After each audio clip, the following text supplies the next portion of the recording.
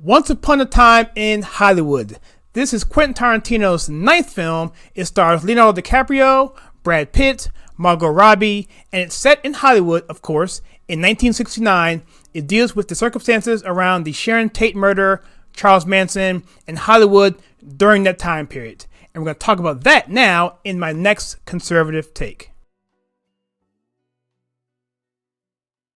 So my name is Kyle, and if you are unfamiliar with the way I do my movie reviews, please click the link above and that will explain everything. And as always, there will be a spoiler warning in case you do not want to know anything about the film. So come back after that warning is gone.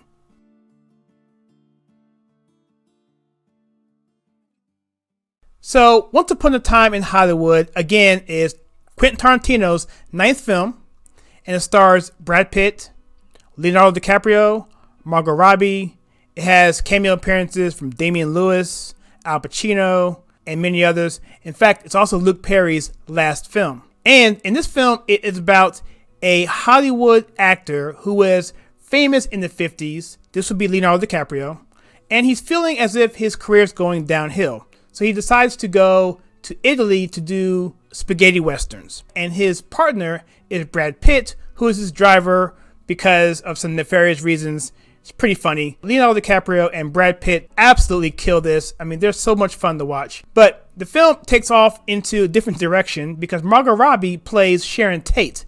And if you're familiar with history at all, in the 60s, Sharon Tate was an actress who was murdered by the Charles Manson family. And it covers this scenario. This whole part of this group of people are related. Roman Polanski is involved. It's a hodgepodge of events that happen that just plays out in front of your eyes. And with Quentin Tarantino, as you know from watching his movies in the past, he doesn't do things very linearly. In this case, he does. So for the story of this film, I'm going to give it a 6 because it doesn't get too far into depth, but it is interesting enough that you do want to follow along. For emotional impact, I'm going to give Once Upon a Time in Hollywood a 6. And that's mainly because of the way Quentin Tarantino films this film. He sets the tone through his music, through the score. Always he does a good job on that. But also because you know what's coming down the pike, right? You know that Sharon Tate is going to get killed at some point, or at least you think there is. Now I'm going to cover more of this in the spoiler section. However, that's part of history. So when you see her character in 1969, you already know pretty much, that this is not going to be something that's going to end very well. That being said, he plays on that very, very masterfully, right? Because he knows you're thinking that. And so he plays off of that.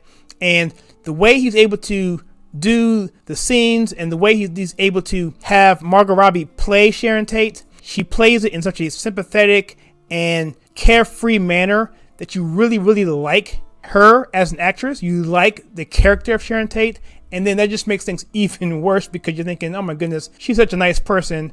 And oh my gosh, this is going to be horrible. So that's the emotional pull that he pulls in here. Not to mention the movie is incredibly funny. I mean, it is just hysterical the way Leonardo DiCaprio pulls this thing off. And Brad Pitt is always gold.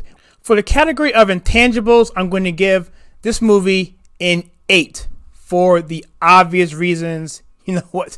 It is a Quentin Tarantino film through and through, and the guy is just masterful. You may not like him as a person, but he's absolutely brilliant in the way he brings his films to life. He's got his own style, and yes, sometimes he goes over the top with his language, with his violence. Everything tends to be overdone, but he does it in a way that is artful. As sick and demented as some of his stuff is, it is artful, and this film is no exception. And so I'll cover a lot more of this in the spoiler section. However, an 8 because of the acting, because of the screenplay, because of the way it's lit, the way he moves the camera, the score, like I said before, how he's able to make that become a character. The last scene is very eerie, goes back into a Hitchcock type of feel. The way he shot the film in Kodak 35, 16 millimeter, and Super 8, just to get the accurate feel of a period piece of this time, is just what he does. And it all plays into it. So for intangibles, you got to give this thing a high score, and so 8 it is for me. For the category of watchability, I'm going to give this film a 7 because of everything I mentioned before. It's a Tarantino film, the acting, Brad Pitt, all of that. It's fun to watch, it's eerie, but it is something that you're not going to be too bored with. And from an overall take, I'm going to give this film a 6, mainly because I'm comparing it against Tarantino's other body of work, and it just doesn't measure up. And maybe that's unfair to this film, but it is what it is. It's nominated for Best Picture, so I'm expecting a lot more.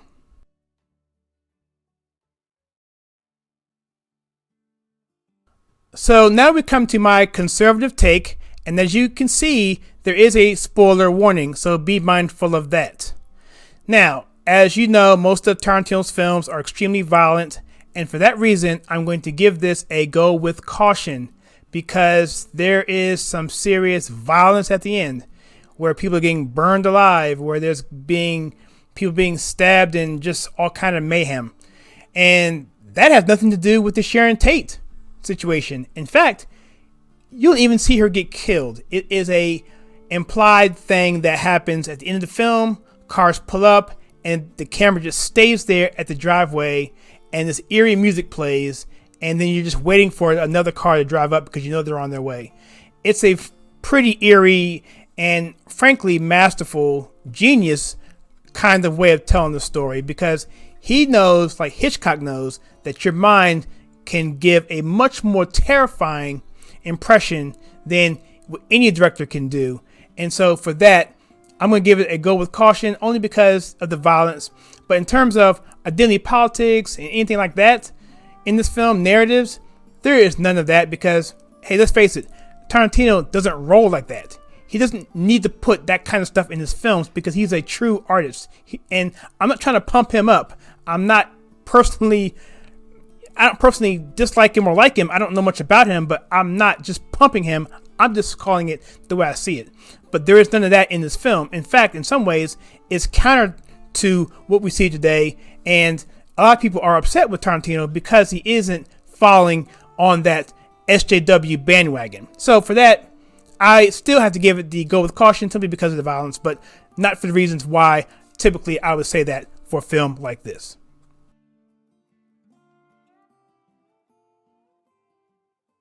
So for my final rating, I give this film a 12.75, which translates to 3 stars, and this film is a go with caution.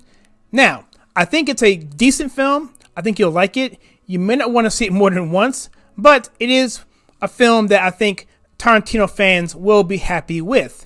That being said, as I said in other reviews this year, it is not a Oscar-worthy film, in my opinion. I just have higher standards. But the big question is, what do you think? Do you plan on seeing Once Upon a Time in Hollywood, or have you seen it? Please let me know in the comments below and let me know. And if you like the content on this channel, where we take culture, TV, and movies and filter it right, please hit that like and subscribe button and that bell icon so that you don't miss any future content. And as always, please check out some content that I have right here.